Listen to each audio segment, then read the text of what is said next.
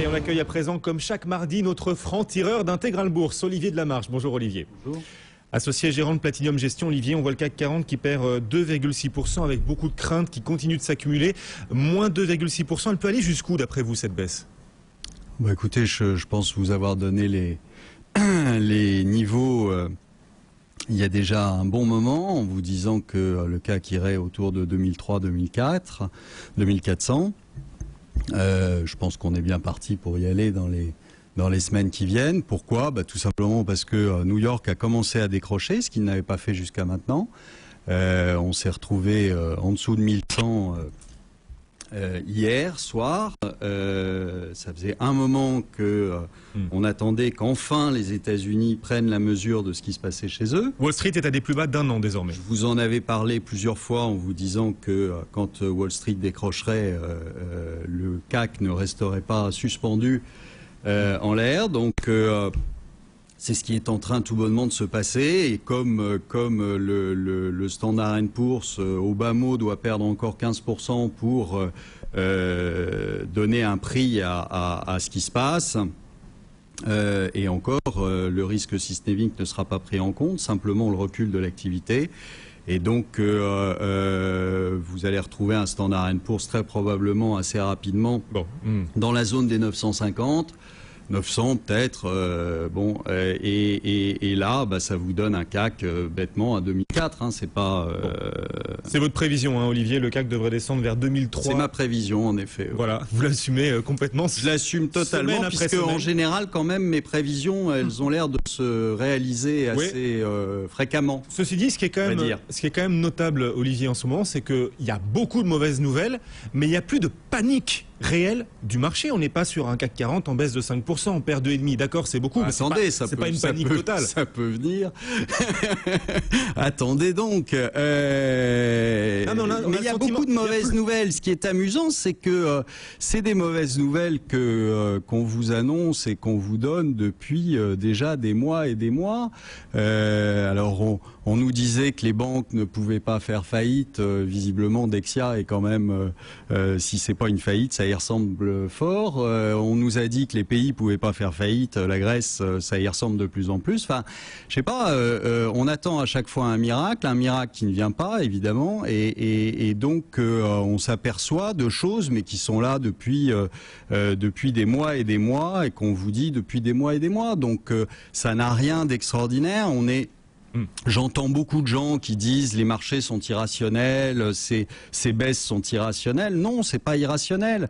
Aujourd'hui, vous ne pouvez pas, avec tout ce qui se passe, avec l'augmentation du risque, avec le ralentissement de la croissance, vous ne pouvez pas payer ce que vous payez avant en price earning. Donc on s'ajuste simplement à une réalité qui est de plus en plus difficile et qui va l'être de plus en plus.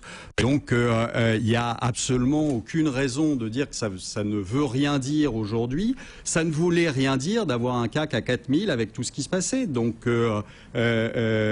Olivier, on l'a compris, hein, les politiques ne rassurent pas les marchés. Ça veut dire que voilà, la balle est dans le camp des banques centrales, manifestement. Ben Bernanke fait un discours tout à l'heure aux États-Unis devant une mission du Congrès. Il y aura aussi jeudi la BCE. Ça fait un discours de plus. Arrêtez d'attendre systématiquement que Monsieur Bernanke ou Monsieur Trichet ou qui que ce soit d'autre ou les politiques vous fassent un miracle. Ça n'existe pas en matière d'économie, les miracles. Ça sert à rien d'attendre une croissance qui se réveillerait tout d'un coup comme ça par l'opération du Saint-Esprit. Ça ne marche pas. Vous ne pouvez pas. Vous êtes en train de budgéter dans tous les pays des budgets qui sont restrictifs, qui sont même récessifs, et donc pour certains, c'est même une dépression, c'est pas une récession.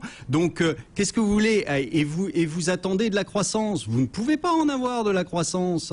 Donc, on n'arrête pas de taper sur la tête des Grecs en ce moment, et on se dit, c'est quand même curieux. Ils n'arrivent pas à respecter leur truc. Évidemment qu'ils n'y arrivent pas à respecter. Alors, Olivier, d'accord, ok, on enregistre ce que vous dites. Dans un an, on en sera où?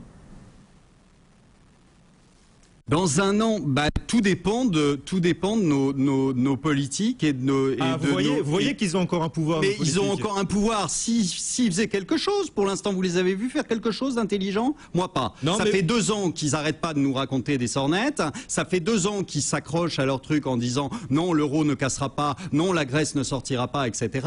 Et on voit que tout ça arrive au final. Donc ils ne font rien, ça c'est un fait. Maintenant, qu'est-ce que vous voulez que je vous dise? Je vais vous dire que les Grecs, à force de se faire taper sur la tête, vont prendre les arbres. J'en sais rien. Je ne sais pas ce qui va se passer dans un an. Tout ce que je sais, c'est qu'aujourd'hui, les indices boursiers ne sont pas au niveau où ils devraient être. Voilà. Et que donc, il n'y a pas de panique, il n'y a pas quelque chose on n'a pas à se plaindre de l'irrationalité des marchés. Ils ne sont pas irrationnels. Au contraire, pour la bonne et simple raison qu'aujourd'hui, ils reviennent petit à petit sur un prix qui me semble plus en phase avec ce qui se passe. Voilà, c'est tout. Mais je retiens quand même de vos propos que quand on vous demande où on en sera dans un an, vous répondez ça dépend des politiques. Donc quand même, il y a un peu d'espoir encore. Non, il n'y a aucun espoir parce que à moins qu'on trouve un type génial dans les mois qui viennent, mais pour l'instant il s'est pas manifesté. C'est le moins qu'on puisse dire. Donc ça dépend pas. Ça dépend pas d'eux alors. Donc d'ici un an, qu'est-ce qui se passe? Est-ce que ça viendra pas des politiques? Si on laisse les choses se faire comme on les a laissées depuis 2 ans, la situation sera de pire en pire. Vous aurez des gens qui seront de plus en plus malheureux parce qu'on leur tapera de plus en plus dessus. Et donc voilà. Mais qu'est-ce que vous voulez que je vous dise? J'ai pas de boule de cristal non plus. Je vous donne déjà les niveaux du CAC et du Standard & Poor's à l'avance, alors vous plaignez pas que je ne vous dise pas tout. Olivier Delamarche, juste une dernière remarque, certaines maisons de gestion sont devenues les pros de la défiscalisation, c'est ce que vous me disiez en préparant cette interview? Non, c'était une petite blagounette, parce que évidemment, à force de dire que le marché est pas cher, comme il a baissé déjà de 30% depuis le début de l'année, les portefeuilles ont dû baisser de 30% et donc il y aura moins d'ISF à payer pour ceux qui le payaient. C'est tout. C'est un excellent moyen de se défiscaliser, je trouve. Eh bien voilà, les maisons de gestion devenues des pros de la défiscalisation. C'est signé Olivier Delamarche, c'est toutes les semaines dans Intégral Bourse.